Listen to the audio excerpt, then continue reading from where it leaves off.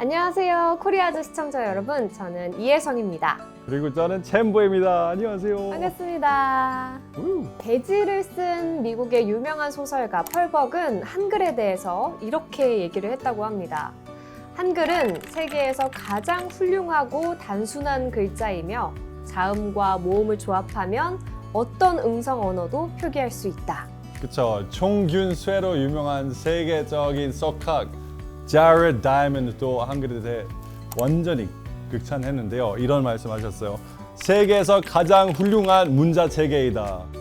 그래서 제가 요즘 읽고 있는 총균쇠 책을 직접 가져와 봤어요. 원서거든요. 영어로 적혀 있는 이 문장들 사이에 김소월 시인의 시가 이렇게 실려 있어요. 우와. 얼마나 한글의 팬이면 이렇게 산유화라는 시를 실어 넣으셨는지 저도 너무너무 인상 깊게 봤습니다. 오늘 코리아즈 포커스에서는 한국의 고유한 문자인 한글과 한국어에 대해서 본격적으로 이야기를 나눠보겠습니다. 한글 및 한국어 지킴이 국립국어원의 장소원 원장님입니다. 반갑습니다. 안녕하세요. 안녕하세요. 안녕하세요.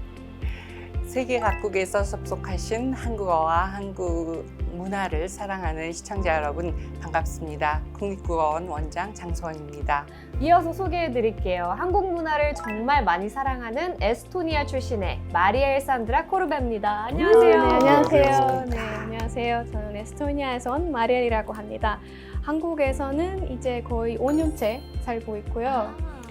네, 한국어를 어렸을 때부터 독학했어요. 반갑습니다. 두 분은 언제 처음 배우게 되신 거예요?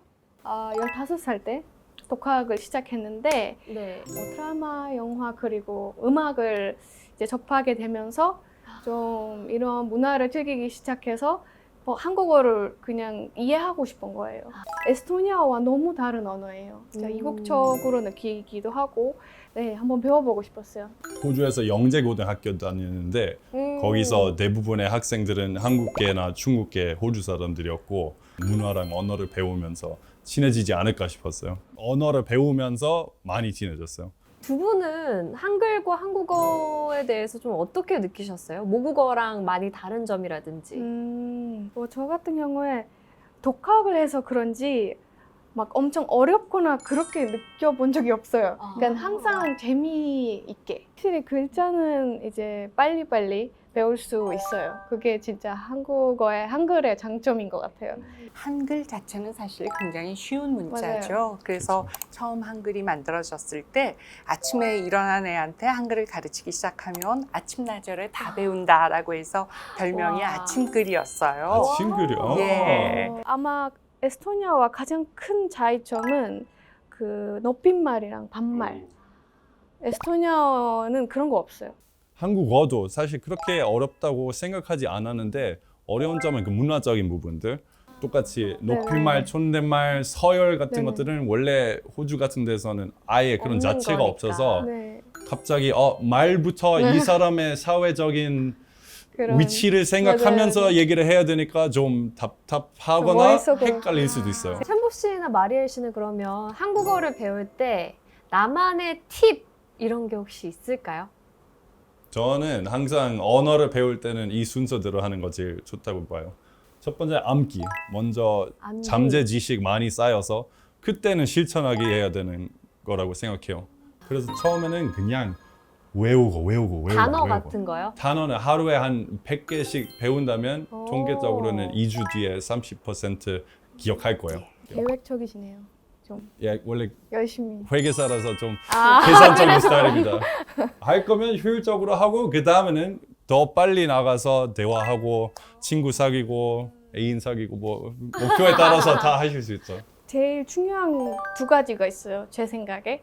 일단 꾸준함 그리고 재미. 이 두 개 같이 가야 된다고 생각해요. 어디 뭐 어학당 아니라 독학을 하다 보니까 그냥 집에서 혼자서 할 수 있는 모든 그런 방법을 많이 써봤던 것 같아요. 뭐 드라마 보면서 예를 들어 대사, 뭐 마음에 드는 재미있는 대사 외우거나 이걸 녹음하고 이제 이렇게 내가 말했는 그런 것도 했어요. 우와. 약간 연기하는 것처럼 이렇게 공부도 했고 또 그냥 가사도 외우고 그때 당시 에스토니아에는 한국어 공부할 수 있는 세종학당도 없었어요. 한국인 친구도 주변에 없었고 또 그래서 말하기는 다른 것보다 더 서툴렀던 것 같아요.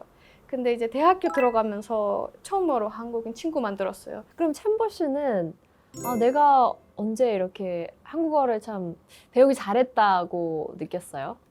원래 했던 것들을 다른 언어로 하다 보니까 더 많은 사람들이랑 접근할 수 있고 그 사람들은 저 덕분에 우울증 극복했다 아니면 더 열심히 공부했다 이런 것들을 하니까 저도 와 드디어 좀 효과적인 삶을 살고 있구나.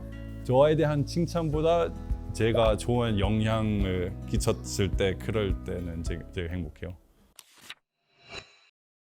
그럼 이 외국어로서의 한글과 한국어의 매력이 뭔지 두 분께 한번 여쭤보고 싶어요. 되게 다채로운 언어라고 해야 되나요? 감정 표현을 엄청 다양하게 할 수 있어요. 또 소리를 표현할 때 쓰는 의성어. 네. 에스토니아어에는 그렇게 많지는 않아요. 아. 예를 들어 뭐 꿀꺽꿀꺽 이런 것들 너무 다양해서 약간 처음에 좀 신기했어요. 저는 약간 동시에 완전히 논리적이고 약간 수학처럼 들리는 구조가 있는 그런 언어라고 생각하면서 네. 동시에 또 약간 사자성어 그리고 속담 같은 것들은 너무 매력적인 것 같아요. 챔버 씨가 알파벳. 제대로 파악했어요. 한국어의 단어는 감상적인 단어가 많은데 한국어 문법은 굉장히 체계적이고 그쵸. 논리적이에요. 이 여러분들이 한글을 쉽게 익히고 또 한국어를 유창하게 말할 수 있게 된 것도 어떤 문화 콘텐츠, 노래라든지 영화, 드라마 이런 거 덕분이잖아요. 마리엘 씨도 아까 그렇게 말씀하셨고요. 맞아요. 좋아하는 가수 있어요? 좋아하는 가수요? 최애 가수요? 제가 이제 그때는 뭐 BTS도 없었고 아. 블랙핑크도 없었고 네 그때 당시에 샤이니가 좀 인기 샤이니. 많았거든요. 전 샤이니 엄청 좋아했어요. 샤이니 되게 좋아해서 샤이니 노래로도 공부 많이 했던 것 같아요. 세종학당이 전 세계에 이제 248개 정도가 있는 걸로 알고 있는데 가보면 많은 사람들이 K 컨텐츠 때문에 한국어를 배우러 와요. 그렇게 와서 한국어를 알게 되면 그 다음엔 조금 더 나아가서 내가 단순히 뭐 노래 부르려고 한국어를 아는 게 아니라 한국어로 한국어를 정말 공부해 보거나 한국 문학을 공부하거나 아니면 한국 정치, 경제를 공부하는 학자가 돼야겠다라고 해서 유명한 학자분들이 많이 있습니다. 그런 분들이. 그러면 그 2011년쯤에는 마리엘 씨가 한국어를 배우려고 했을 때 네. 주변에서 반응이 어땠어요? 이제 한국어 배우고 싶어 하는 친구가 없었어요. 단 한 명도 없었어요. 가족 부모님도 한국어를 왜 배우지? 약간 그거를 잘 이해 못 하긴 했어요. 네. 그때는 그랬을 수 있죠. 요즘은 어때요? 제 생각에 많이 바뀌었어요. 에스토니아에 세종학당도 생겼어요. 이미 몇 년 전에. 네, 그때부터 급증했어요. 한국어 배우고 싶은 학생이 너무 많아요. 진짜 저도 유튜브 하고 있는데 여기 미륵사지 바로 옆에 있는 미륵산 둘레길 가려고요. 이제 한국어로 영상을 올려다 보니까 다른 에스토니아 사람들한테도 가끔 연락이 와요. 그래서 저한테 뭐 한국어 뭐 공부 비결이 뭐냐고 네, 한국에 오고 싶은데 뭐 어떤 것들 준비해야 되는지 그런 질문도 저한테 해서 어린 친구들한테 이런 롤 모델이나 선배가 될 수 있어서 되게 뿌듯하기도 해요. 그러면 이 한국어를 처음 이제 배우려는 분들, 그러니까 초급자분들에게 추천할 수 있는 한국의 드라마나 영화 이런 것들이 있다면 그냥 좋아하는 연예인이나 뭐 가수, 배우가 있으면 연예인이 나오는 예능 프로그램 보는 것도 진짜 좋을 것 같아요. 네, 저도 그렇게 많이 봤어요. 그때 뭐 헬로 베이비 그런 거. 뭐 요즘은 또 뭐 나 혼자 산다 그런 것들도 그런 것들 보면 생활에서 쓸 수 있는 네, 언어 되게 나왔어요. 일상생활에서 쓸 수 있는 그런 어휘도 많이 나와서 도움이 될 것 같아요. 요즘은 앱 같은 걸로도 한국어를 배운 사람이 굉장히 많아요. 작년 통계로 듀오링고로 한국어를 배우고 있는 사람 수가 1,070만이나 됐어요. 네? 지금 70만. 천정만. 1,070만. 어마어마하죠? 정말 그죠? 예. 엄청난.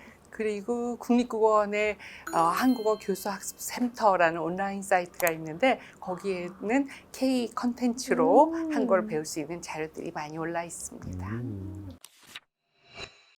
근데 이 한국어 열기가 지속되기 위해서는 뭐 유튜브 같은 콘텐츠로 독학하는 것도 물론 좋지만 네.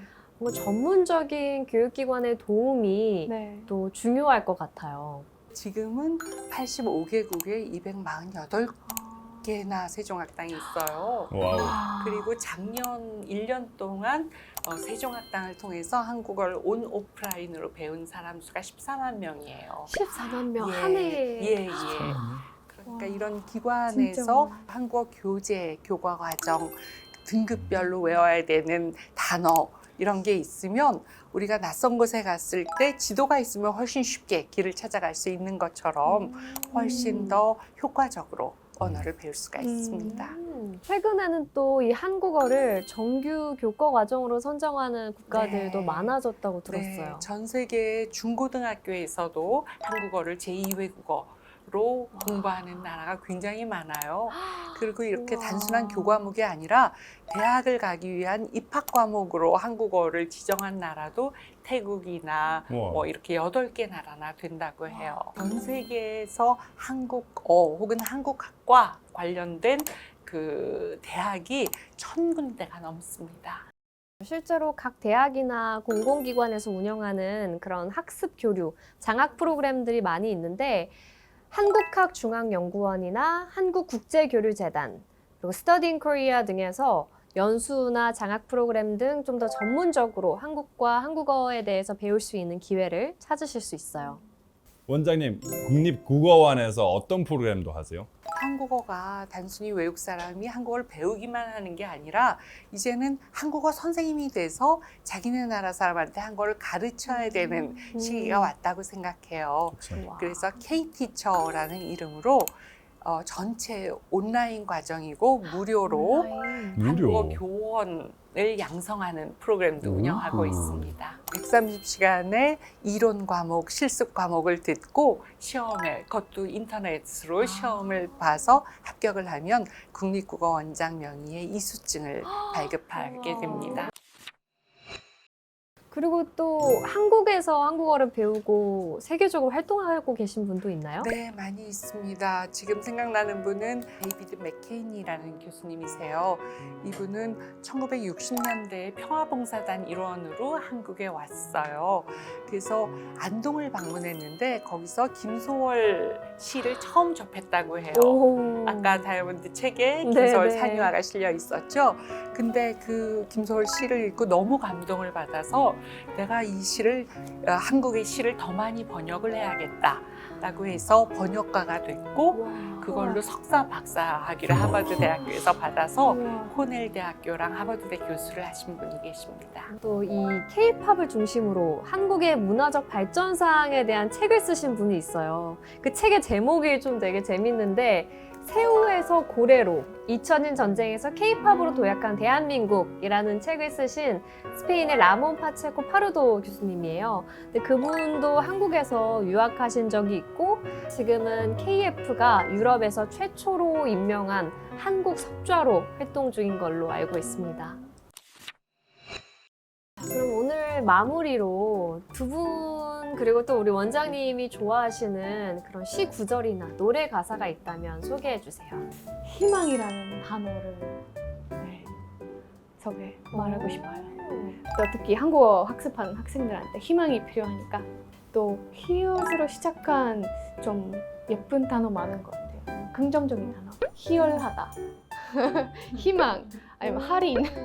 할인. 다 제가 좋아하는 할인. 것들. 김춘수 씨의 내가 그의 이름을 불러주었을 때 그는 나에게로 와서 꽃이 되었다라는 구절이 있습니다. 굉장히 문학적이고 아름답죠? 맞아요. 네, 오늘 바쁘신 와중에 시간을 내주신 장수원 원장님, 마리엘 씨, 챔버 씨 모두 감사합니다. 감사합니다. 감사합니다.